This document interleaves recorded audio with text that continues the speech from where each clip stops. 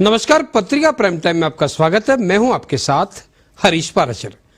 चुनाव जब नजदीक आ जाएं तो ये समझ लेना चाहिए कि राजनीतिक दल अपना वोट बैंक भी टटोलना शुरू करेंगे, चाहे भारतीय जनता पार्टी हो या कांग्रेस या फिर कोई और तीसरा दल। सब अपने अपने वोट बैंक को साधने की जुगत करते रहते हैं। बात जब हम आदिवासी वोट बैंक की करते हैं तो ये स्थापित तथ्य है कि केंद्र हो या राज्य, कोई भी हो, सरकार कहीं भी बनानी हो, आदिवासी वोट बैंक जिस पार्टी से भी दूर हो जाएगा, आप ये भी समझ लीजिए कि सत्ता का सिंहासन भी उससे दूर होना तय है। प्रधानमंत्री नरेंद्र मोदी मंगलवार को मानगढ़ धाम पहुंचे तो 3 राज्यों के सीएम भी उनके साथ थे, कांग्रेस के भी और बीजेपी के भी। गुजरात, मध्य प्रदेश और राजस्थान के सीएम जब पीएम के साथ मंच साझा कर रहे थे तो इसी वोट बैंक का बैलेंस और मजबूत करने की मंशा भी इनकी बातों से झलक रही थी। सबको उम्मीद भी थी कि पीएम मानगढ़ को राष्ट्रीय स्मारक का दर्जा देंगे, लेकिन ऐसा नहीं हुआ।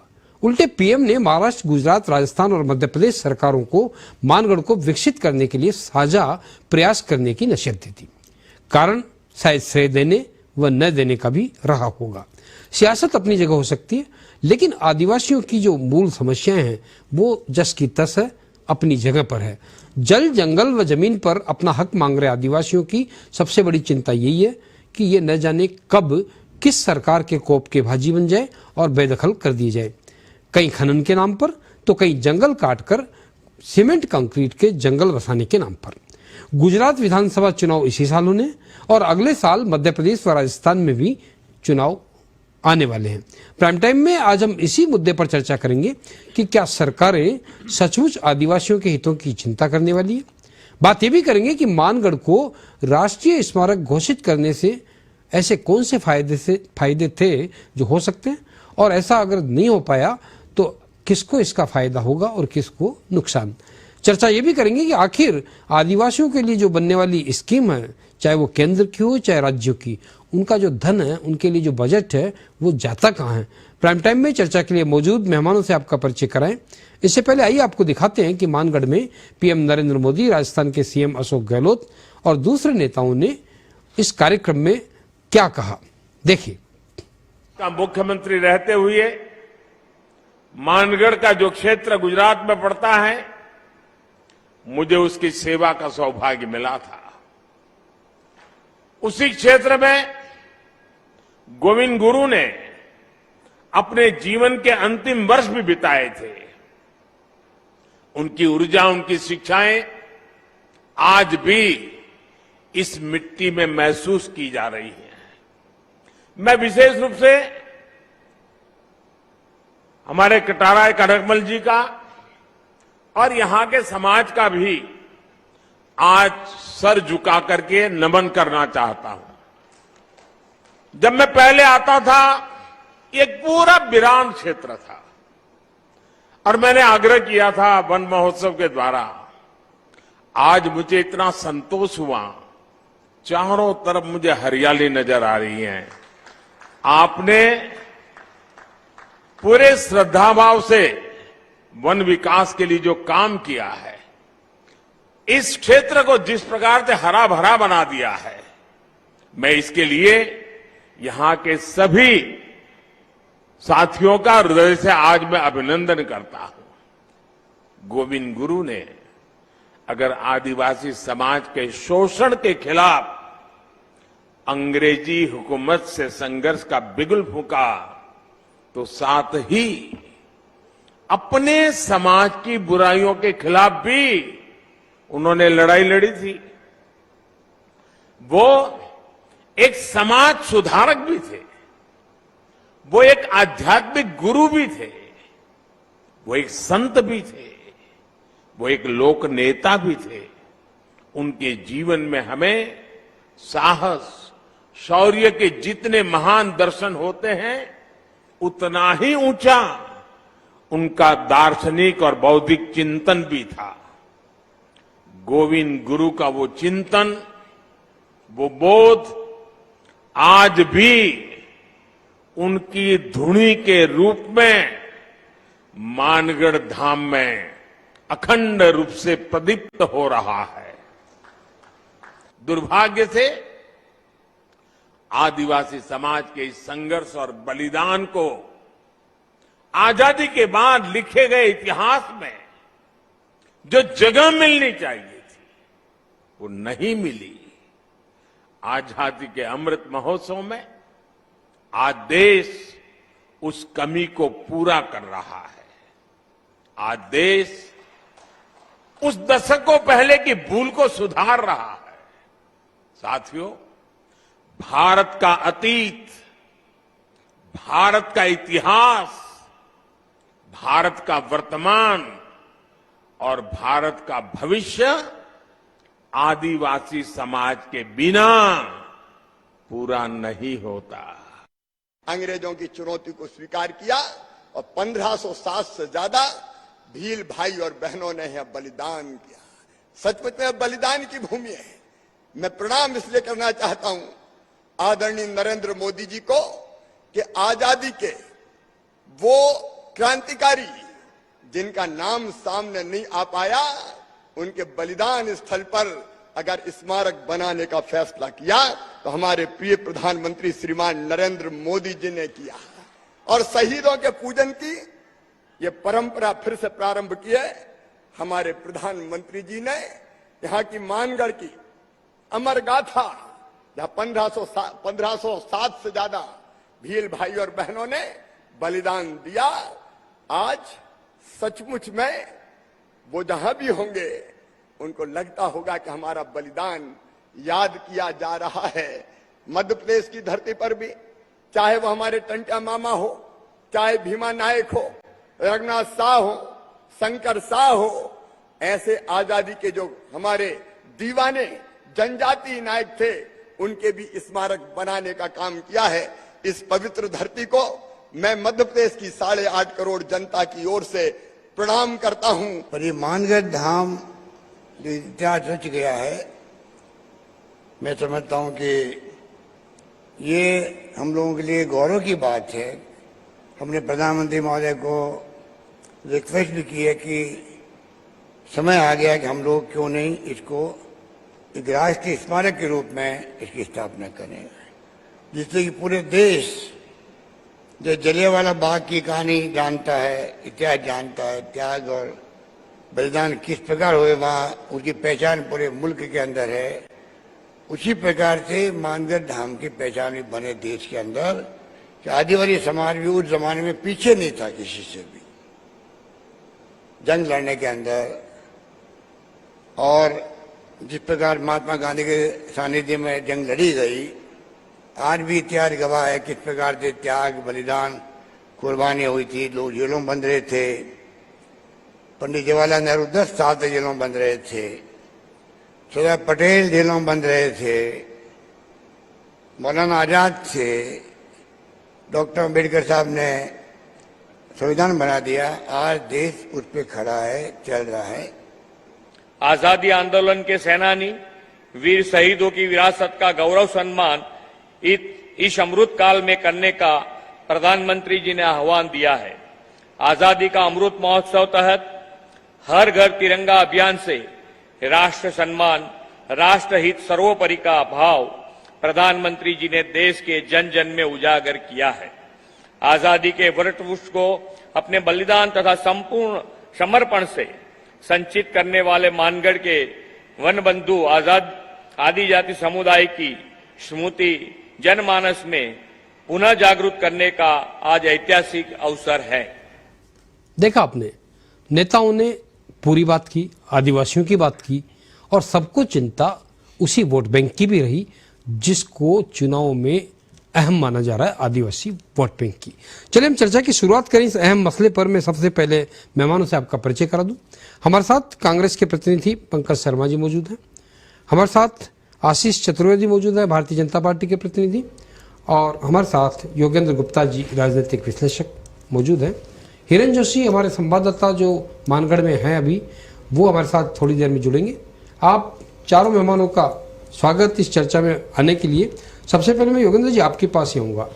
आज जो पीएम का कार्यक्रम था, इससे पहले मुख्यमंत्री जो लगातार दबाव बनाए हुए थे सरकार के ऊपर, केंद्र के ऊपर, कि मानगढ़ को राष्ट्रीय स्मारक का दर्जा दिया जाए, लेकिन वो नहीं मिला। उसके अलावा जिस तरह से उम्मीदें थी, जिस तरह से तैयारी थी केंद्र और राज्य दोनों की, क्या लगता है आपको मानगढ़ के पीएम के इस दौरे का क्या संदेश समझते हैं आप? देखिए हरीश जी, भारतीय राजनीति का ये बहुत सत्य है जी, कि राजनेता हर कदम अपने वोटों को देखकर उठाता है, वो चाहे भारतीय जनता पार्टी हो, चाहे कांग्रेस हो, या कोई अन्य दल हो। और मानगढ़ धाम में जो कुछ हुआ है वो भी उसी के परिप्रेक्ष्य में है और उसी के परिप्रेक्ष्य के हिसाब से किया गया है। आपने जो पहला कहा कि मानगढ़ धाम को राष्ट्रीय स्मारक घोषित नहीं किया गया, तो देखिए अंदेशा इसलिए पहले से हम जता रहे थे क्योंकि अशोक गहलोत को कहीं अंदेशा था कि आदिवासी वोट बैंक को साधने के लिए भारतीय जनता पार्टी नरेंद्र मोदी के मुंह से वहां पर राष्ट्रीय स्मारक घोषित करवा सकती है। तो उन्होंने पहले चाल चल दी, उन्होंने पहले डिमांड कर दी। अब भारतीय जनता पार्टी की दुविधा यह थी कि अगर वो एक घोषित कर देती तो फिर अशोक गहलोत कॉलर ऊंचे करके वहां कहते हैं कि देखिए हमने कहा तो हमने करवा दिया। तो इसलिए इस बात की संभावना तो जैसे ही इन्होंने चाल चली ये खत्म हो चुकी थी कि इसको राष्ट्रीय स्मारक घोषित किया जाएगा, पहली बात। दूसरी बात, जहां तक भारतीय जनता पार्टी का सवाल है, देखिए गुजरात में जो इंस्टेंट इलेक्शन है, बिल्कुल वो आप भी जानते हैं कि इलेक्शन बहुत भारतीय जनता पार्टी इस समय एक भंवर में फंसी हुई है। उसे 99 का आंकड़ा पार करना है, ऐतिहासिक बहुमत के दावे कर रहे हैं, लेकिन जिस तरीके से मोरबी का कांड हुआ, इसके पहले जो चीजें चल रही है और जिस तरीके से वहां पर एक कांग्रेस के साथ परंपरागत लड़ाई होती थी, लेकिन इस समय कहीं कहीं पिक्चर में आम आदमी पार्टी भी वहां पर आ चुकी है। तो सारे परिदृश्य में भारतीय जनता पार्टी फूंक फूंक के कदम रख रही है और वो 1% भी नहीं चाहती कि ऐसा कोई लेकुना वहां पर छोड़ दिया जाए जिससे एक वोट इनका इधर से उधर हो जाए। क्योंकि गुजरात में अगर आप देखेंगे तो 15% आदिवासी है और वहां पर 27 सीट रिजर्व है, बिल्कुल, और 50 पर सीधा जो आदिवासी समुदाय है वो इफेक्ट करता है। तो ऐसे में यहां पर, और मैं आपको एक चीज और बता दूं कि जो वहां 47 सीटें उन पर 10% आदिवासी समुदाय वोट बैंक है, जो 40 सीटें उन पर 20% है और 31 सीटों पर 30% है, बिल्कुल। तो ये बीजेपी का परंपरागत वोटर रहा है। तो इनका जो एकमात्र उद्देश्य भारतीय जनता पार्टी का था वो ये था कि उस वोट बैंक को रिटेन करते हुए उसे साधा जाए।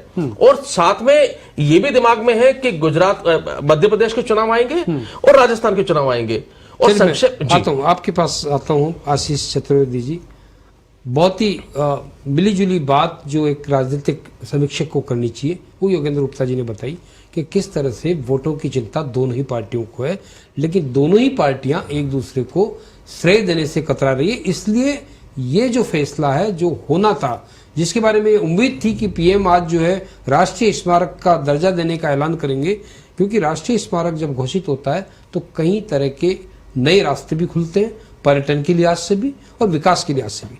क्यों चूक गई बीजेपी ये मौका? देखिए हरीश जी, जहां तक मानगढ़ धाम की बात है, इसका बहुत ही ऐतिहासिक धार्मिक महत्व है जी, और 1500 से अधिक आदिवासियों ने अपनी वहां पे शहादत दी है, बिल्कुल। और हरीश जी, आपकी जानकारी में होगा, ये जो पूरा कार्यक्रम था ये केंद्रीय सांस्कृतिक मंत्रालय ने किया था और एक आधिकारिक कार्यक्रम था जिसमें भारत के प्रधानमंत्री माननीय मोदी जी, तीनों राज्यों के मुख्यमंत्री, राजस्थान, गुजरात, मध्य प्रदेश के मुख्यमंत्री इसमें आए थे। और आदिवासियों के कल्याण के लिए कार्य करना, मुझे लगता है इसमें हमको कहीं राजनीति नहीं करनी चाहिए, एक राष्ट्र नीति का विषय है। हरीश जी, मुझे लगता है कि अगर आज राष्ट्रीय स्मारक घोषित हो गया होता तो आप यहाँ पे हमसे प्रश्न पूछ रहे होते कि आपने गुजरात चुनावों के लिए इसको राष्ट्रीय स्मारक घोषित किया, आप फिर हमसे दूसरा क्रॉस क्वेश्चन करते हैं यहाँ पे। नहीं, पर वो तो फिर हम ये भी करते हैं आपसे कि आप अशोक गहलोत के दबाव के आगे झुके। नहीं, ये भी तो सवाल है। उसका जवाब दूंगा मैं, आपकी बात का 1 by 1 सारे पॉइंट्स का जवाब दूंगा कि राष्ट्रीय स्मारक घोषित क्यों नहीं हुआ, कब होगा, कैसे होगा। देखिए हरीश जी, आज प्रधानमंत्री जी ने जो अपना भाषण दिया है उसमें उन्होंने जिक्र किया है कि राजस्थान, गुजरात, मध्य प्रदेश से तो ये लगता हुआ जिला, मतलब एरिया है। आप देखिए जो 1507 आदिवासियों ने बलिदान दिया है भीलों ने, उसमें बहुत सारे भील महाराष्ट्र से भी यहाँ पर आए थे जी, और उनकी भी आस्था यहाँ से जुड़ी हुई है। हाँ, इसलिए उन्होंने इसको भी शामिल किया जी। आप देखिए मोदी जी का जो स्कोप है ना सोचने का और कार्य करने का, वो भारत के जो दूसरे अन्य राजनेता हैं, वो चाहे हमारी भारतीय जनता पार्टी की पार्टी में रहे हों, चाहे कांग्रेस में रहे हों, चाहे अन्य पार्टी में रहे हों, उनसे बहुत भिन्न है। हरीश जी, जो स्टेच्यू ऑफ यूनिटी बनाया गया है केवड़िया में, आप अगर उसका स्केल देखेंगे तो आपको बड़ा अच्छा लगेगा कि हम भारत में इतना अच्छा एक स्थल डेवलप कर सकते हैं। ठीक है। तो मोदी जी ने यही कहा है कि आप चारों राज्य मिलकर के एक डीपीआर बनाइए कि हम किस तरह से इस पूरे क्षेत्र का विकास करें। और जहां तक नाम की बात है, नाम कुछ भी दिया जा सकता है, उसको राष्ट्रीय स्मारक भी दिया जा सकता है या आदिवासियों का एक अन्य स्मारक भी नाम दिया जा सकता है। नहीं, पर क्या बात ये नाम ये जो आरोप है महत्वपूर्ण ये है कि हम इस आशीष क्षेत्र का विकास वो करें। आप ठीक कह रहे हैं। मूल मुद्दा यही था जो कांग्रेस के नेता भी लगातार कह रहे थे, बीजेपी के नेता भी उम्मीदें पाले थे, आपके नेता खुद, जिसमें गुलाब चंद कटारिया, आपके किरोड़ीलाल मीणा, राजेंद्र राठौड़, सबने ये कहा था कि प्रधानमंत्री से हम उम्मीद करते हैं कि वो इसको राष्ट्रीय स्मारक घोषित करने की दिशा में सकारात्मक फैसला करेंगे। क्या कहेंगे पंकज जी, क्या हुआ?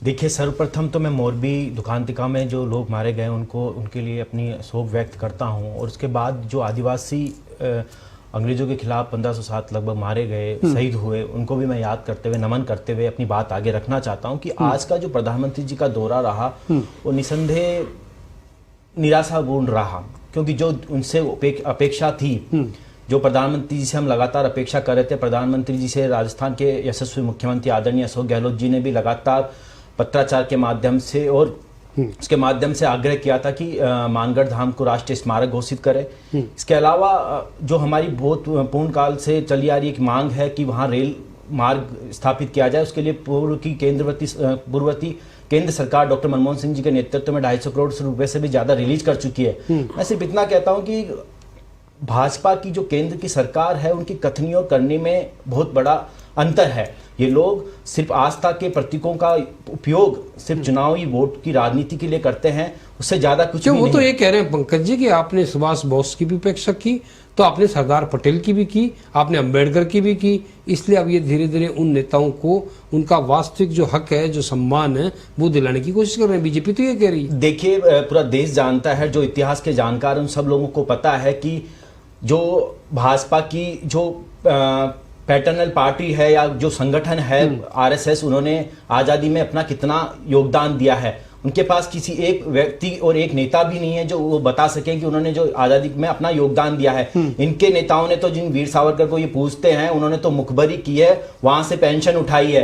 तो ये तो सिर्फ कांग्रेस के नेताओं को हाईजैक करने का काम करते हैं। और आज मुख्यमंत्री जी ने बड़ी बात कही कि आज जो राजस्थान जो प्रदेश के प्रधानमंत्री डॉक्टर जो नरेंद्र मोदी जी, वो जब भी किसी देश में जाते हैं तो वहां पर उनका जो सम्मान होता है, मान सम्मान होता है, वो इसलिए होता है कि वो गांधी के देश से हैं। कुछ भी हो, पर तो इसलिए पंकज जी, परिपाटी चलती आ आप रही जो है। कह रहे हैं उसमें भी मान लो प्रधानमंत्री जी ने किसी भी तरह से कहा, अशोक गहलोत ने जिस तरह की बात कही प्रधानमंत्री के लिए, उसके बाद तालियां तो प्रधानमंत्री के पक्ष में बजी, वहां जिंदाबाद के नारे पीएम के लगे। ऐसा नहीं लगता कि अशोक गहलोत ने गलत नंबर डायल कर दिया? नहीं, गलत नंबर डायल नहीं किया। अशोक गहलोत जी ने बिल्कुल सही बात कही और वो आवाज पूरे राजस्थान के प्रदेश की आवाज है, वो आदिवासियों की आवाज थी। उस आदिवासियों की आवाज का मान सम्मान भी प्रधानमंत्री ने नहीं रखा, जो लंबे समय से लंबित मांग थी कि राष्ट्रीय स्मारक घोषित करे, जिससे वहां पर्यटन की सुविधा बढ़ती, रोजगार के आयाम स्थापित होते, विकास के मार्ग स्थापित होते। वो सारी चीजों पर उन्होंने पानी फेर दिया और सिर्फ निराशापूर्ण रहा। सिर्फ वो आए, आरती की, केवल पर्यावरण और हरियाली की बात की, लच्छेदार बातें की और सिर्फ चले गए। क्या कहेंगे योगेंद्र जी, क्या कोई मजबूरी थी पीएम की, या कोई ऐसा, जैसा आपने पहले कहा कि वो श्रेय का मतलब था कि श्रेय वो कांग्रेस के मुख्यमंत्री को नहीं देना चाहते थे, लेकिन जो सवाल बार बार ये उठता है कि आखिर में इस श्रेय के पीछे आदिवासियों का जो हक है, आदिवासियों का जो विकास का एरिया है, उसको क्यों पीछे रखा जाए? राजनीतिक दल ये चिंता क्यों नहीं करते? मूल मुद्दा हरीश जी यही है जी, और ये अंगुली दोनों दलों के ऊपर है। देखिए, केंद्र में शासन रहा है अब तक तो कांग्रेस और भारतीय जनता पार्टी का रहा है। कांग्रेस का ज्यादा रहा, भारतीय जनता पार्टी का कम रहा, लेकिन दोनों मुख्य दल है। अगर राजस्थान की बात करेंगे तो राजस्थान का तो ट्रेंड ये है कि 5 साल एक शासन करता है, 5 साल दूसरा शासन करता है। प्रश्न ये उठता है कि जब आप ये सारी बातें करते हैं तो आपने उन आदिवासियों के लिए किया क्या? आप मानगढ़ को छोड़ दीजिए, आदिवासियों के लिए क्या किया?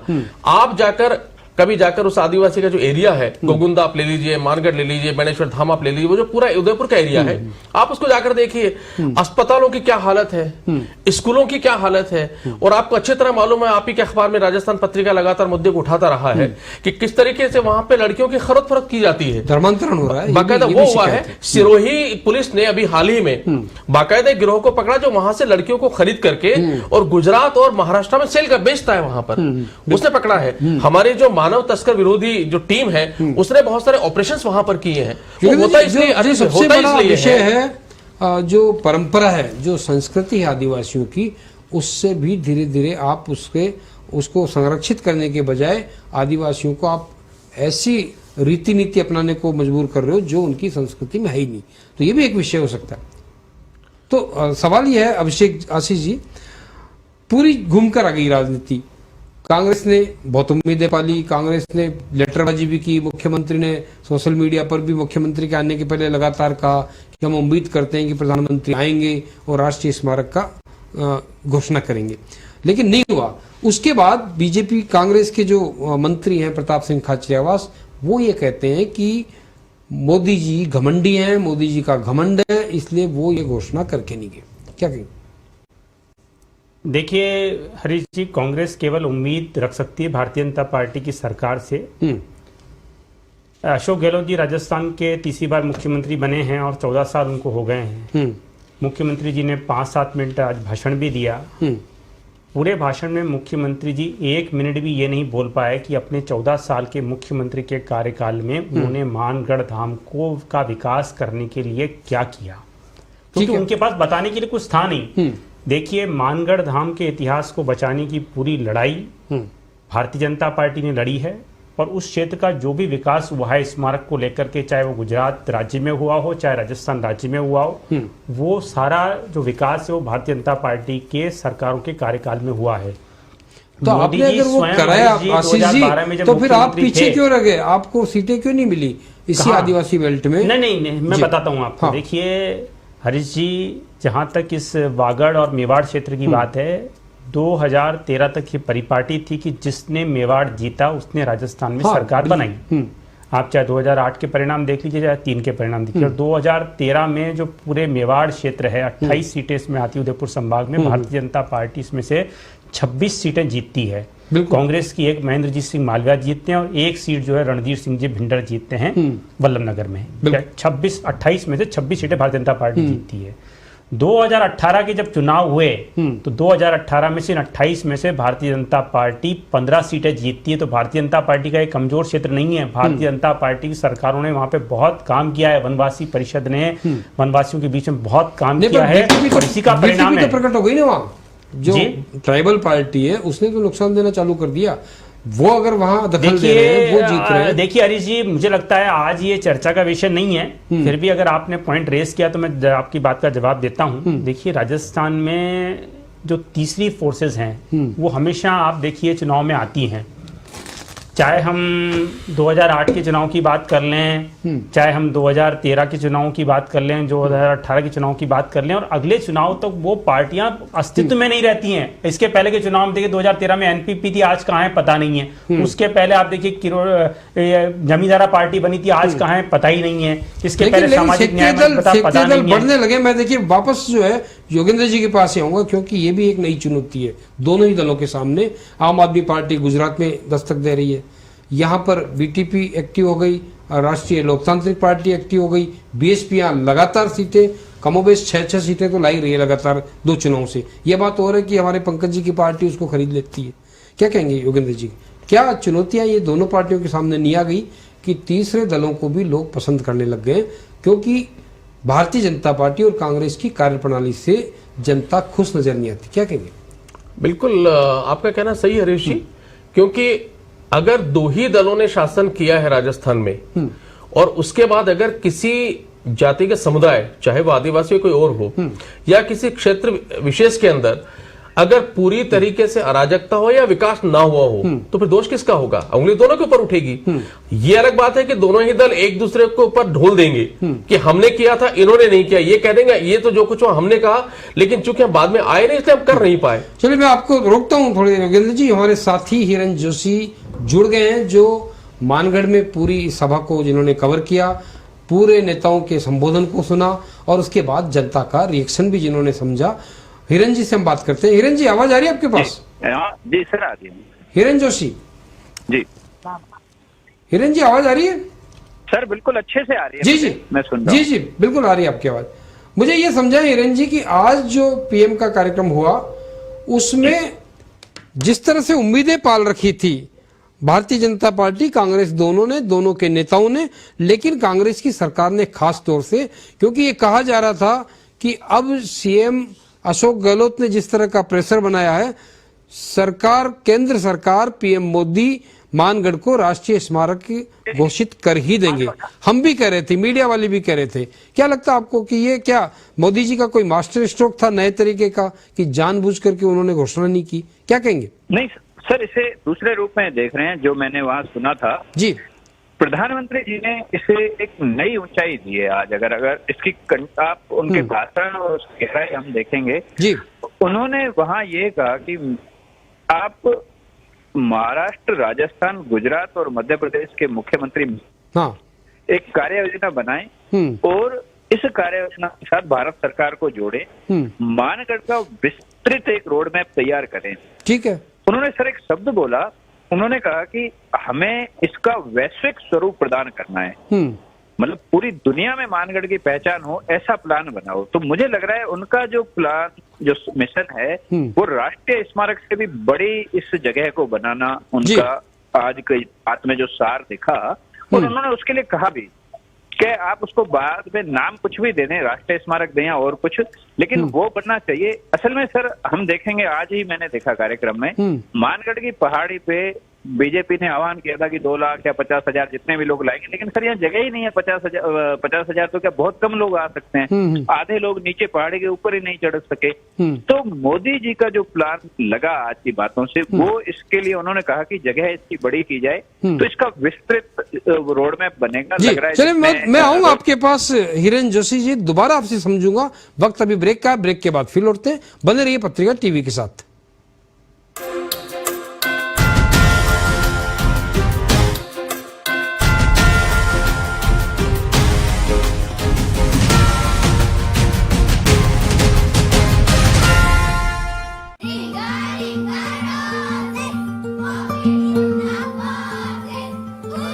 ये आधारशिला है नए राजस्थान की, मुख्यमंत्री श्री अशोक गहलोत के सपनों को हकीकत में बदलने के संकल्प की। हमारा प्रयास रहा है कि हर बच्चे को गुणवत्ता युक्त शिक्षा मिले। इसके लिए हमने प्रदेश में अंग्रेजी माध्यम के स्कूल खोलने की पहल की। It is because of this school that I can converse well in English. It has given me a lot of confidence. I always wanted to speak good English like my friends. I am thankful to the teachers and the government of Rajasthan for making this possible. उज्जवल भविष्य की झलक देखकर भला अभिभावकों की आंखों में चमक क्यों न आए। मेरी बेटी इसमें महात्मा गांधी में पढ़ती है, बहुत अच्छा लगता है। मेरी बेटी इंग्लिश मीडियम में पढ़ रही है, तो ये हमारे लिए बड़ी खुशी की बात है कि हमारा बच्चा गवर्नमेंट स्कूल में, इंग्लिश मीडियम स्कूल में पढ़ रहा है। यह शिक्षा के बेहतरीन आधारभूत ढांचे के साथ बच्चों के व्यक्तित्व के सर्वांगीण विकास पर जोर दिया जाता है। फिर खेलकूद हो या सांस्कृतिक गतिविधियां, बेहतरीन क्लासरूम हो या अत्याधुनिक लैब्स, इन स्कूलों के लिए विशेष प्रशिक्षण प्राप्त 10,000 शिक्षकों का एक अलग काडर तैयार किया जा रहा है। This initiative of our Rajasthan government of bringing the English medium government schools is really proving a boon in our society.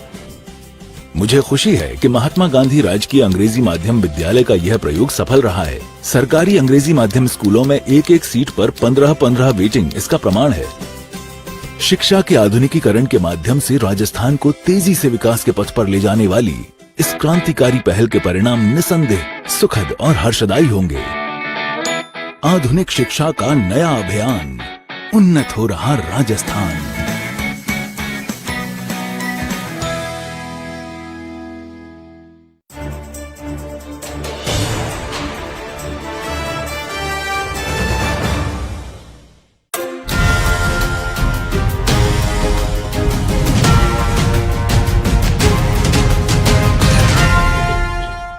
Break के बाद स्वागत है आपका प्राइम टाइम में। चर्चा हम कर रहे हैं मानगढ़ के उस स्मारक को राष्ट्रीय स्मारक बनाने की जो उम्मीदें थी उसको लेकर के, प्रधानमंत्री नरेंद्र मोदी के मानगढ़ में कार्यक्रम को लेकर के, और 3 राज्यों के मुख्यमंत्रियों की मौजूदगी को लेकर के। पंकज जी, आपके पास आऊंगा मैं। मुख्यमंत्री मानगढ़ के बाद आज पुष्कर गए और पुष्कर में उन्होंने कहा कि मानगढ़ का जो राष्ट्रीय स्मारक है वो तो बनकर रहेगा, और वो ये भी कह रहे हैं कि ये जो है हमने शायद ज्यादा ही मांग कर ली थी, इसमें पॉलिटिक्स हो रही है। कैसी पॉलिटिक्स की बात कर रहे हैं अशोक गहलोत, क्या कहेंगे? देखिए, मैं बड़ी जिम्मेदारी के साथ एक चीज़ कहना चाह रहा हूँ कि आज आदरणीय प्रधानमंत्री जी ने मानगढ़ में मंच से ये कहा कि वो तीनों जो स्टेट्स हैं, गुजरात, राजस्थान, मध्य प्रदेश और महाराष्ट्र को भी उन्होंने इंक्लूड किया है, वो केंद्र के सामंजस्य करके कंट्रीब्यूशन करके इस पे आगे काम करें। तो देखिए, सारे अलग तीनों राज्यों में, एक राजस्थान के अलावा तीनों राज्यों में केंद्र में बीजेपी की सरकार है। राजस्थान की सरकार तो इस कार्य को करने के लिए, राष्ट्रीय स्मारक घोषित करवाने के लिए प्रतिबद्ध है, और जल्द से जल्द इस काम को करने के लिए जो भी उनसे बन पड़ेगा, जो भी सहयोग वो कर पाएंगे वो करेंगे।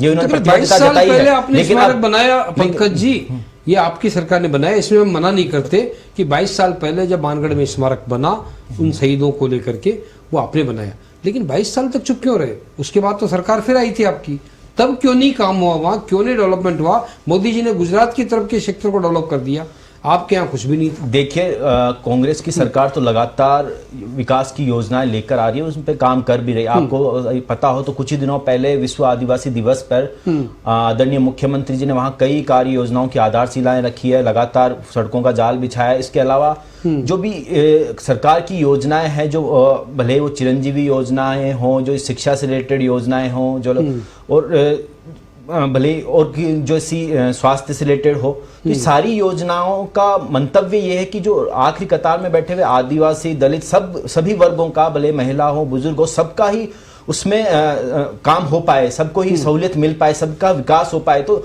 हमारी कांग्रेस की सरकार तो, राजस्थान की सरकार तो सबका विकास करने के लिए प्रतिबद्ध है। हाँ, और इन्होंने तभी तो विपक्ष आरोप लगाता है। पंकज जी, विपक्ष ये आरोप लगा रहा है कि आप सबका विकास कैसे कर रहे हैं, सबके मंत्रियों के तबादलों के दरवाजे खोल रखे हैं आपने विकास करने के लिए। ये आरोप मेरा नहीं, ये विपक्ष के आरोप। देखिए, हम तो सभी वर्गों का विकास करना चाहते हैं, और जो बीजेपी आरोप लगा रही है उनके आरोपों पर मैं इतना कहना चाहूंगा कि तो इनकी तो कथनी और करनी में बहुत बड़ा डिफरेंस है, बहुत बड़ा अंतर है। ये लोग कहते क्या है, करते क्या है। पिछले 8 साल में इन्होंने जो लगातार जो हमारी लंबित मांग थी रेल मार्ग को बनाने की, वो अभी तक भी कंप्लीट नहीं हुई है। 250 करोड़ रुपए तो पूर्व प्रधानमंत्री आदरणीय मनमोहन सिंह जी ने पहले रिलीज कर दिए थे, तो अब तक वो क्यों लंबित है, ये सोचना चाहिए। इसके अलावा भले आप जॉब क्रिएशन की बात कर लो या किसी और जो मुद्दे हैं, महंगाई से रिलेटेड मुद्दे, इन सब पे इनका जो कहने का बात था, और उसके अलावा जो इन्होंने कंप्लीट किया है, जो इम्प्लीमेंट किया है, उसमें बहुत बड़ा डिफरेंस। आशीष जी अपनी कंप्लीट करना, आशीष जी जवाब देंगे आपके। आशीष जी, मैं अपनी बात कंप्लीट करना चाहूंगा इस चीज को लेकर कि ये समय कम है, बीजेपी की सरकार लगातार केवल राजनीति करती है। आपका नंबर आएगा, एक बार आशीष जी बात कर दें अपनी। हरीश जी, मैं भी पंकज जी को सुन रहा था। अभी आपने इनसे प्रश्न किया कि आपने 22 साल पहले एक स्मारक में भी आपने एक प्रतीक चिन्ह लगाया था, उसके अलावा आपने कुछ किया नहीं। और अगर हम बात करें तो गुजरात वाला जो क्षेत्र है, उसमें मोदी जी ने स्मृति वन बनाया, वन क्षेत्र बनाया, और बहुत अच्छे से डेवलप हुआ है, चाहे इंफ्रास्ट्रक्चर की बात कर लें। देखिए हरीश जी, मैं पहले भी कह रहा था कि मुख्यमंत्री जी को 14 साल राजस्थान के मुख्यमंत्री होने वाले हैं। अभी दिसंबर में वो 14 साल का कार्यकाल पूरा कर लेंगे, अलग अलग बार, 5 साल एक बार, 5 साल एक बार और 4 साल तीसरे कार्यकाल में। इन पूरे 14 साल के कार्यकाल में अगर हम बात करें ऐतिहासिक स्थलों की या धार्मिक स्थलों की, तो एक भी ऐसा स्थल नहीं है इनके पास बताने के लिए, पंकज जी के पास, कि हमने इस क्षेत्र का ये विकास किया। मुख्यमंत्री जी आज पुष्कर आए, पुष्कर में आप देखिए बहुत पूरे विश्व भर से सैलानी आते हैं। उस पुष्कर का जो भी विकास हुआ है भारतीय जनता पार्टी के कार्यकाल में होता है। इनकी सरकारें कार्य करती नहीं। बताइए ना आप कौन सा ऐसा धार्मिक स्थल है जहां आपने विकास किया है? आपके पास जवाब नहीं। आप बात करें चिकित्सा की, स्वास्थ्य की, शिक्षा की, अरे भाई ये तो सरकारें कार्य करती ही हैं, लेकिन आपने इनकी स्मृतियों को जीवंत रखने के लिए, इनको इतिहास में उचित स्थान मिले, इसके लिए आपने क्या किया बताइए। योगेंद्र जी के पास आता हूँ। योगेंद्र जी, 2 दिन पहले मैं पुष्कर में ही था, और जिस तरह से वहां मुख्यमंत्री के आगमन के पहले नई सड़कें बिछाई जा रही थी, लगातार डामर बिछ रही थी, लोग चिपक रहे थे उसके अंदर, धूप के अंदर। हालत यह है कि अभी मान लीजिए जयपुर में सिटी पार्क का उद्घाटन हुआ, मुख्यमंत्री को जिस रास्ते जाना था उस रास्ते की सड़क चमाचम हो गई। उसके अलावा पूरा जो इलाका आज भी मानसरोवर का, वहाँ आपको सड़कों में गड्ढे इतने मिलेंगे कि आप ये ढूंढना पड़ेगा आपको कि सड़क कहाँ गड्ढे कहाँ हैं। ये मुख्यमंत्री जी बार बार इस तरह अगर जाया करें सब जगह, जैसा उन्होंने कहा भी सही अस्पतालों की मीटिंग में कि मैं अस्पतालों का दौरा करके औचक निरीक्षण करूंगा, सड़कों का निरीक्षण क्यों नहीं करते सीएम? देखिए बिल्कुल आप सत्य कह रहे हैं, और कई बार हम भी इसे गंभीरता से कह लें या मजाक कह लें, हम भी कहते हैं कि मुख्यमंत्री जी को कुछ नहीं करना चाहिए, सिर्फ 365 दिन पूरे राजस्थान की हर सड़क का दौरा करना चाहिए, तो कम से कम सड़कों की समस्या तो दूर हो जाएगी। देखिए दिक्कत यही है कि जो हालात है उसमें प्रशासन पर कमजोर होती पकड़ का भी ये एक परिचायक है, क्योंकि प्रशासन अपनी खामियों को ढकने के लिए और उन खामियों को ढकते हुए मुख्यमंत्री के सामने बताने के लिए सब कुछ ठीक चल रहा है, वो इस तरीके से कार्य करता है। लेकिन ये भी है कि मुख्यमंत्री जी का जितना अनुभव है उसके आधार पर वो भी अच्छी तरह जानते हैं कि मैं जहां जहां से गुजरता हूं वहां रंगरोगन होता है, सड़कें ठीक होती है और बाकी जगह हालत खराब होती है। तो यही ना होते रहना चाहिए ना, मुख्यमंत्री दौरे करते रहे। हिरन जोशी हमारे साथ हैं। हिरन, आवाज आ रही है आपके पास?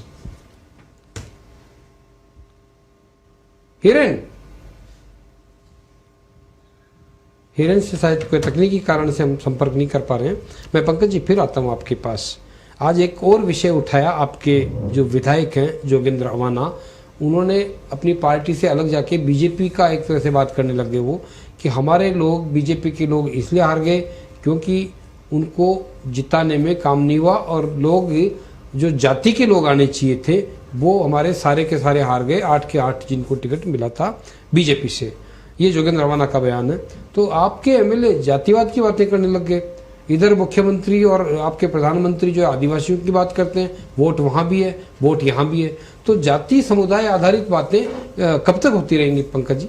देखिए, जैसा आप कह रहे हैं कि विधायक जी ने ऐसा कहा, तो वो मेरे संज्ञान में नहीं, लेकिन फिर भी मैं ये कहना चाहता हूँ कि जो पार्टी, कांग्रेस पार्टी की मूल विचारधारा है, कांग्रेस पार्टी किसी संप्रदाय, धर्म, जाति, वर्ग विशेष में कोई भेदभाव नहीं करती है और उनके ऊपर केवल मानवता में ही विश्वास करती है, सबको जोड़कर, भावनात्मक रूप से देश को जोड़कर, आर्थिक रूप से सबको जोड़कर देश का विकास करने में, प्रदेश का विकास करने में अपनी अग्रणी भूमिका निभाना चाहती है। और इसी का परिचायक है कि राजस्थान की कांग्रेस सरकार ने प्रदेश के सभी वर्गों को, भले वो आदिवासी हो, दलित हो, कोई भी वर्ग हो, कोई भी धर्म हो, युवा हो, बुजुर्ग हो, महिला हो, सबके लिए काम किया गया है और हमेशा से इसको प्रायोरिटी में रखा गया। भले शिक्षा हो, स्वास्थ्य हो, रोड हो, सड़क हो, बिजली हो, सब पे काम किया है।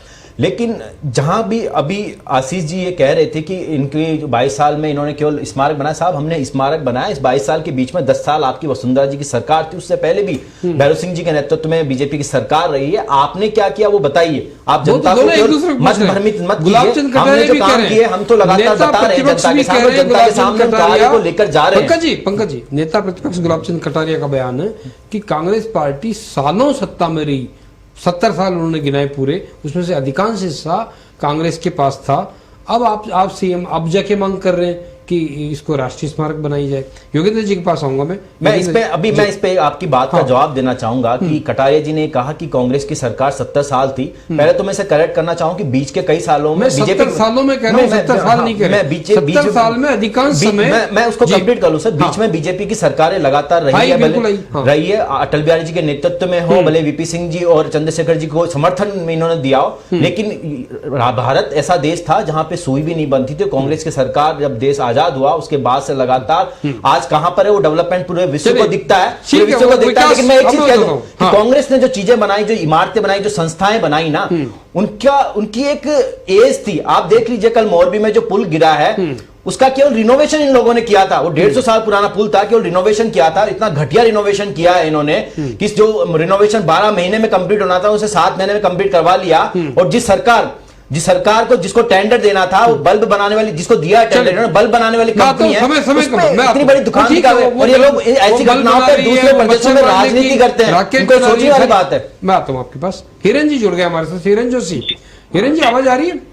हाँ जी सर। हिरन जी अब थोड़ा ये समझाएं हमारे को, कि हमें ये समझाएं कि जिस तरह से फोकस किया आदिवासी विधानसभा सीटों को प्रधानमंत्री नरेंद्र मोदी ने बीजेपी को, उसका समीकरण आपको क्या नजर आता है? क्या गणित है जिसको लेकर के मिशन 2022 गुजरात का और मिशन 2023 राजस्थान, मध्य प्रदेश और छत्तीसगढ़ का, और आज गुजरात के साथ साथ हम हिमाचल प्रदेश को भी जोड़ लेते हैं, क्या रणनीति है आदिवासियों को अपने पक्ष में करने की बीजेपी की? जी रेन, कोई और तकनीकी समस्या आ रही है, उनकी आवाज़ हम तक पहुंच नहीं पा रही है। मैं आता हूँ योगेंद्र जी, फिर आपके पास आता हूँ, यही सवाल आपसे करूंगा कि जो मैंने हिरेन से किया कि जिस तरह से एक टारगेट बना करके तीनों राज्यों को फोकस किया, छत्तीसगढ़ भी आदिवासी बेल्ट है, इसको भी मानना चाहिए, छत्तीसगढ़, मध्य प्रदेश, गुजरात और राजस्थान, इन चारों प्रदेशों का, महाराष्ट्र की जो जिक्र किया अभी आशीष जी ने कि महाराष्ट्र के लोग भी यहाँ आदिवासी काफ़ी आए थे, मानगढ़ के उस जो एक तरह से जनरल डायर जैसा कांड किया था अंग्रेजों ने यहाँ, उसमें शहीद हुए थे। तो ऐसी स्थिति में बीजेपी या कोई भी राजनीतिक दल क्यों इस आदिवासी वोट बैंक को ज्यादा फोकस करता है, क्या कारण है? देखिए, गुजरात की बात उन्हें की थी, क्योंकि महाराष्ट्र हम बात कर रहे हैं एमपी की, तो एमपी में 2018 में जो चुनाव हुए थे हरीश जी, उसमें 47 जो रिजर्व सीट है उसमें 16 सीटें बीजेपी को मिली और 30 सीटें कांग्रेस को मिली, और इसी वजह से वहां कांग्रेस की सरकार बन पाई। ये अलग बात है कि बाद में वहां सब कुछ उलटफेर हो गया। तो इससे आप अंदाजा लगा सकते हैं कि आदिवासी कितने इंपॉर्टेंट है। अगर राजस्थान की बात करेंगे तो तकरीबन हमारे पास दलित आदिवासी का 1.5 करोड़ वोट है, बिल्कुल बीटीपी सर पे खड़ी है। और जो आप कह रहे हैं, बीजेपी के प्रवक्ता कह रहे थे कि बीटीपी से फर्क नहीं पड़ता, इनको याद होना बीटीपी के टुकड़े के जो बीवीपीएम बनी है, जो बांसवाड़ा और डूंगरपुर के अंदर 15 कॉलेज में इलेक्शन हुए, उसमें से 11 में बीवीपीएम के कैंडिडेट अध्यक्ष बने हैं, बिल्कुल, और कहा जाता है कि जहां यूथ वहां बूथ, तो अपने आप थ्रेटनिंग ही है।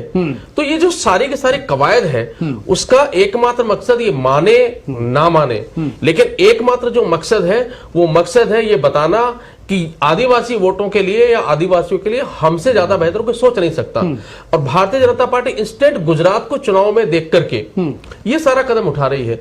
जो अशोक गहलोत जी ने कहा उसका मकसद भी यही था कि वो जो आदिवासी वोट है, जो कुछ समय पहले तक बेसिकली वो कांग्रेस का वोट बैंक था राजस्थान में कम से कम, और गुजरात में बीजेपी का वोट बैंक रहा है, तो इनका भी ये कि उस वोट बैंक को रिटेन किया जाए और अगर उसको हो सकता हो तो उसको बढ़ाया जाए, ये इनका मकसद। अब देखिए, जो ये 4 स्टेट को कर दिया गया, अगर भारतीय जनता पार्टी चाहती है, तो एक बहुत सीधा सा उपाय था कि इसको राष्ट्रीय स्मारक घोषित करते। जैसे आप राष्ट्रीय स्मारक घोषित करते हैं तो वहां पर विकास का एक ऑटोमेशन शुरू हो जाता है। चलिए, मैं यही समझूंगा, अगली बार जब ब्रेक के बाद हम लौटेंगे यही समझेंगे कि आखिर में ये 4 राज्यों के भरोसे छोड़ने की जो मुख्यमंत्री की मंशा है, उसके पीछे क्या राज हो सकता है। हम तमाम मेहमानों से इस मुद्दे को भी समझेंगे। वक्त अभी ब्रेक का है, ब्रेक के बाद फिर लौटते हैं। बने रहिए पत्रिका टीवी के साथ।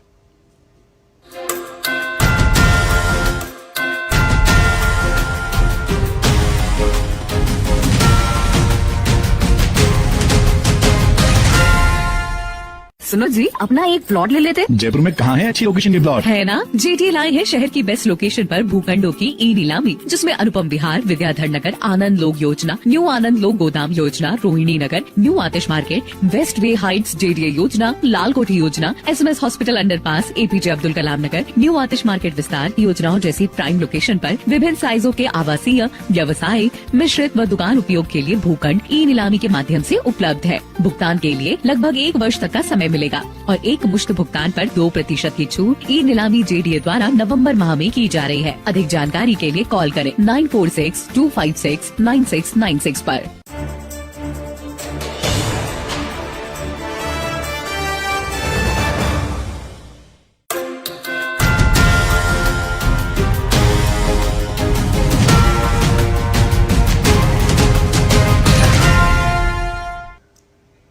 ब्रेक के बाद स्वागत है आपका प्राइम टाइम में।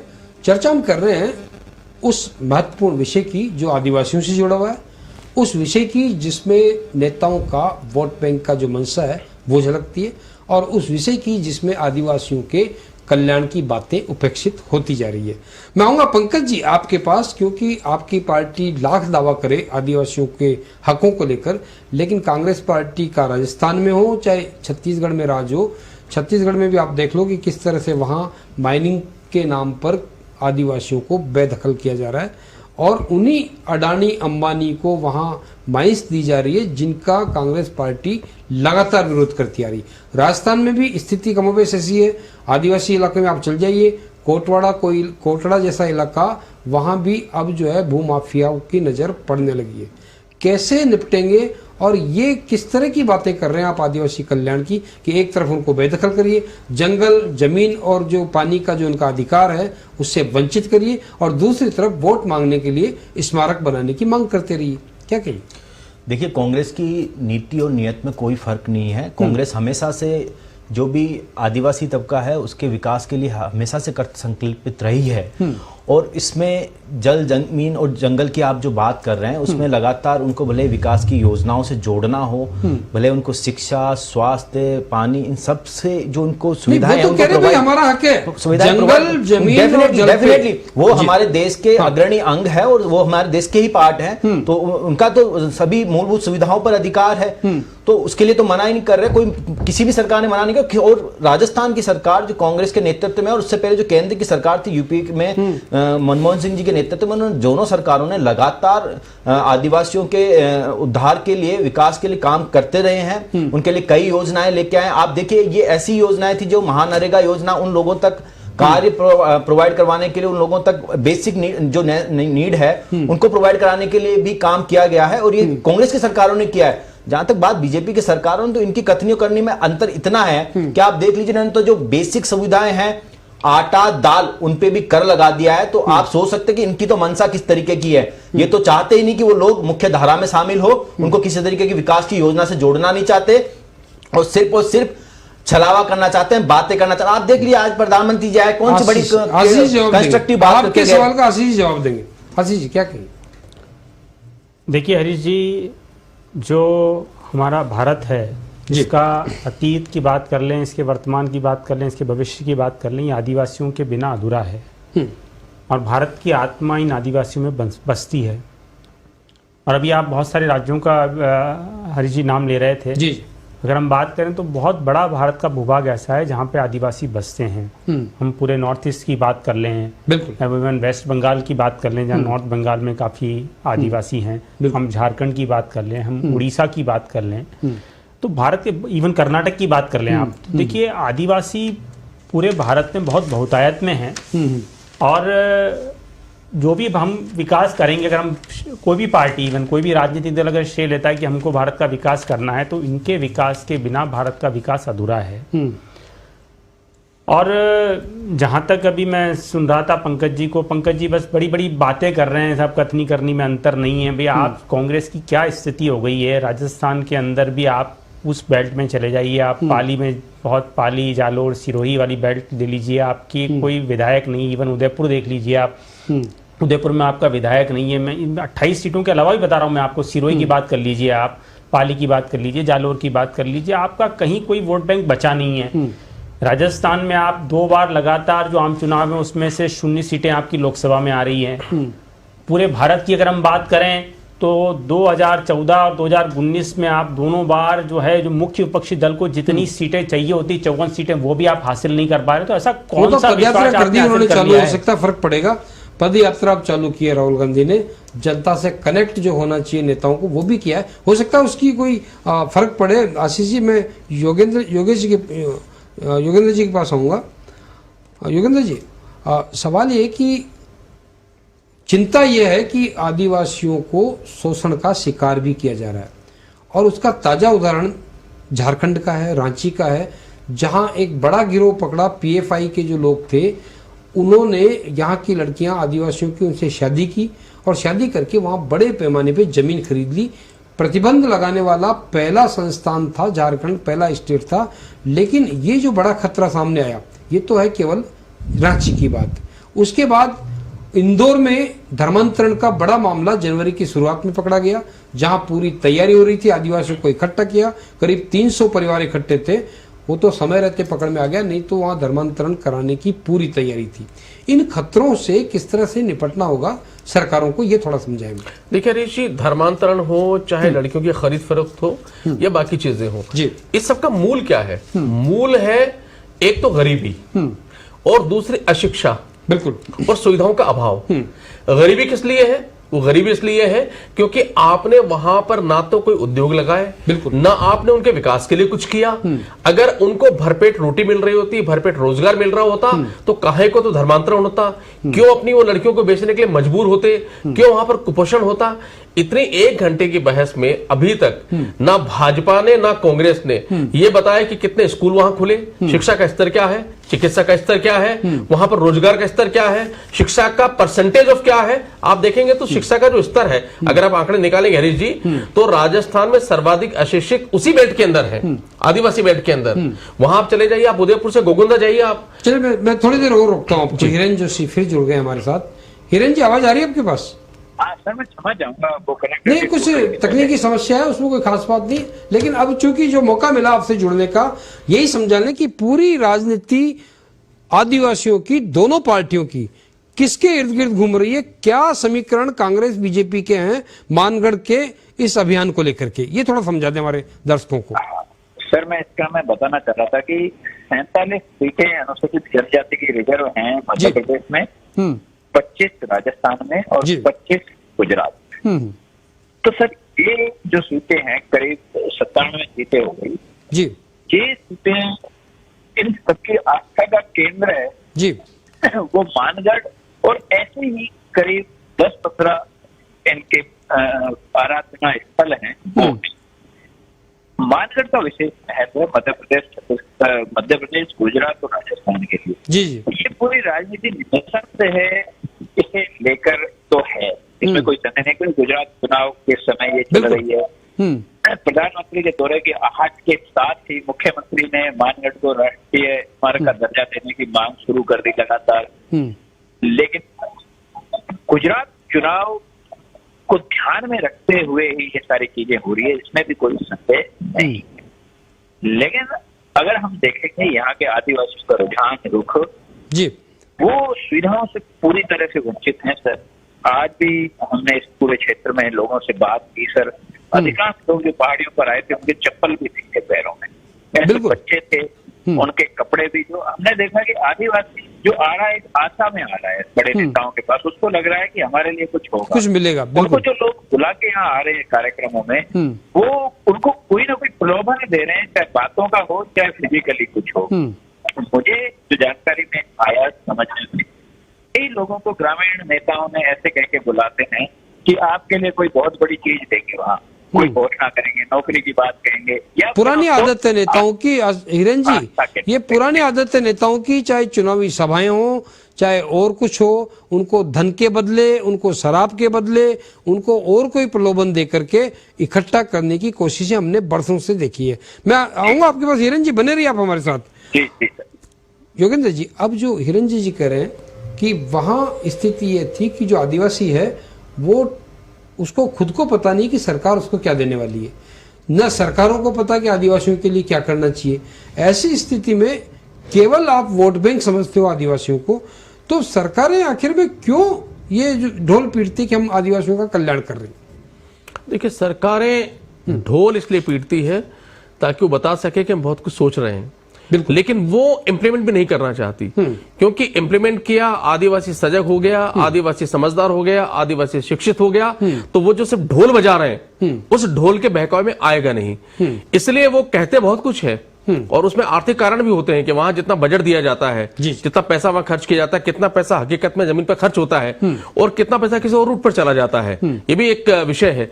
तो वहां पर सिर्फ ढोल पीटा जाता है, और आदिवासियों को चूंकि उनका स्वार्थ ये है कि जितना ये अशिक्षित रहेंगे, जितना ये बैकवर्ड रहेंगे, उतना हम इनको जो वोट बैंक बना के रख पाएंगे। और आपने बिल्कुल सही कहा है कि वहां पर आप कभी उनको शराब का प्रलोभन देते हैं, कभी कुछ और प्रलोभन देते हैं, और इस तरीके से आप उनसे वोट भी लेते हैं और उनको इकट्ठा भी करते हैं। लेकिन अगर आप पिछले 40 सालों में आज के देखेंगे तो उनकी दशा में कितना सुधार हुआ, उनकी दिशा में कितना सुधार हुआ, ये ना तो सरकारें बताती है और ना ही ये कोई नेता बताने को तैयार है। और एक बात और हरीश जी, अगर समय हो तो एक बात आपने एक बात आपने और कही है कि 4 सरकारों को वहां के विकास की जिम्मेदारी दे दी गई। देखिए हुआ क्या है, कांग्रेस इसलिए मायूस है कि उसने एक माहौल, एक ओरा वहां खड़ा किया था, देखिए हम इसको राष्ट्रीय स्मारक घोषित कर देंगे। भाजपा इसलिए खुश है कि देखिए इन्होंने बहुत कुछ ओरा किया, लेकिन हमने राष्ट्रीय स्मारक तो घोषित नहीं किया, उसके जगह 4 सरकारों को हमने कह दिया कि अपने मिलजुल करके विकसित कीजिए। लेकिन राजस्थान, ये भारत की जो राजनीति है उसमें आपको संभव लगता है कि अलग अलग स्टेट में अलग अलग सरकारें होंगी, अलग अलग सरकार, अलग अलग पार्टी, वो नहीं हो पाएगा। ERCP जैसा मुद्दा, वो मुद्दे को आप हल नहीं कर पा रहे पंकज जी, समय की कमी, आप बताइए आप कैसे करेंगे? फाइनल कमेंट चाहिए आपका केवल। देखिए, कैसे करेंगे जब मुख्य प्रधानमंत्री कह के गए हैं, सरकारें अलग अलग है, कैसे डेवलपमेंट करेंगे 4 राज्य में? देखिए, पहले तो जो योगेंद्र सर ने कहा उनकी बात को मैं आगे बढ़ाता हूँ। इन्होंने बहुत सही बात बोली कि दशा और दिशा को हमें कहीं ना कहीं गति देने की जरूरत है। इसमें कोई शंका नहीं है कि वो जो जितना विकास उनका होना चाहिए था पिछले कुछ सालों में, उस गति से नहीं हुआ।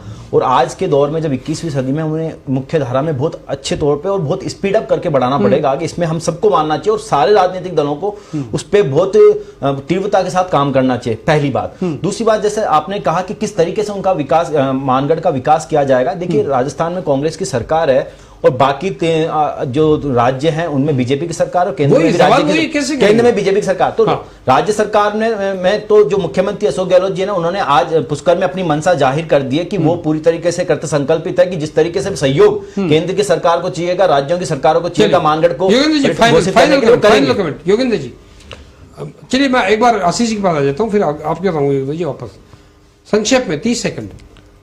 देखिए हरीश जी, अभी योगेंद्र जी पूछ रहे थे कि भारतीय जनता पार्टी की सरकारों ने आदिवासियों के लिए क्या किया। तो मैं आपके चैनल के माध्यम से बताना चाहता हूँ कि 370 मोदी जी जब से प्रधानमंत्री बने, हमने 370 एकलव्य मॉडल स्कूल खोले हैं, जहाँ जो बोर्डिंग स्कूल है, जहाँ पे आज की तारीख में भी 1 लाख से ज्यादा विद्यार्थी पढ़ रहा है। ये हमने शिक्षा के सुधार के लिए किया है। हमने वन धन योजना लागू की है, उनको आर्थिक रूप से सशक्त बनाने के लिए। हमने 27 ट्राइबल रिसर्च इंस्टीट्यूट खोले हैं। हमने 10 जनजातीय संग्रहालयों की स्थापना की है। जी जी, वादे हैं, अच्छी बात है, ये सारे हैं, इनमें कुछ होते हैं पूरे, कुछ नहीं होती। योगेंद्र जी, अंतिम कमेंट्स, पूरे कंक्लूजन निकालिए और ये बताइए कि जो सरकारें घोषणा कर रही है, सरकारों से जो उम्मीद है, उसमें आदिवासियों का कल्याण कितना होता है, कितना नहीं होता है? देखिए, यक्ष प्रश्न यही है जी, तमाम दावे करने के बावजूद आदिवासी धरातल पर वहीं के वहीं खड़ा है, उसकी समस्या वही है। अभी भी वक्त है राजनीति से इधर, राजनीति से ऊपर उठकर दोनों दलों को उनके लिए सोचना चाहिए और हकीकत में वो अगर दावे करते हैं कि हम उनको आगे बढ़ा रहे हैं, वो सारी नीतियों को सही तरीके से लागू करें, जैसे कि आदिवासी मुख्य धारा में आए और जो कुपोषण और बाकी चीजें हैं वो दूर हो सके। बहुत बहुत आभार आप सब मेहमानों का। सचमुच राजनीति में जब तक नीति नहीं होगी तब तक आप आदिवासियों के कल्याण की बात नहीं कर सकते। इसलिए महम बात यह है कि नीति के साथ काम करें, चाहे बीजेपी हो चाहे कांग्रेस हो। बातें सब करते हैं, वादे हैं, वादों का क्या, लेकिन वादे पूरे हों तभी कहा जा सकता है कि सचमुच सरकारें लोक कल्याणकारी सरकार का जिम्मा निभा रही है। प्राइम टाइम में आज इतना ही। मुझे दीजिए इजाजत। नमस्कार।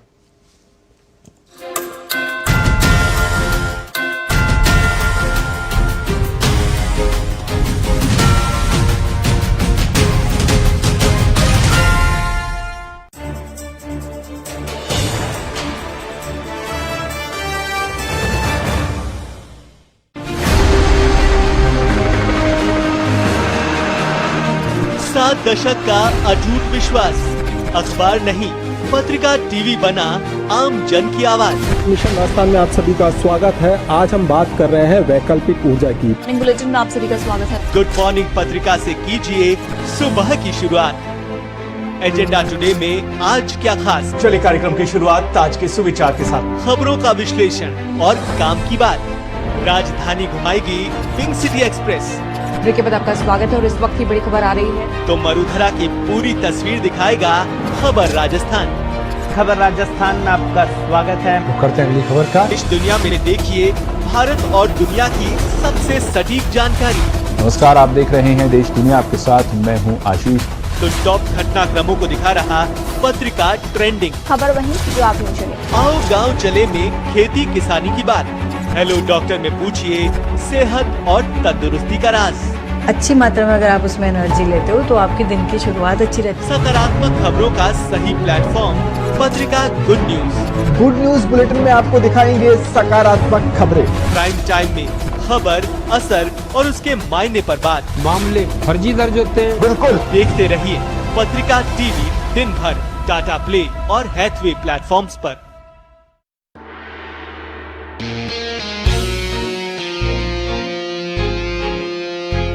ना कलम को आया मेरे किसी के आगे झुकना, बुलंद मेरी आवाज है, नहीं आया इसको रुकना। राजनीति की गहराइयों से खेल का उफान हूँ, मनोरंजन की दौड़ में कारोबार की रफ्तार हूँ। आईना दिखाने का साहस मुझ में है,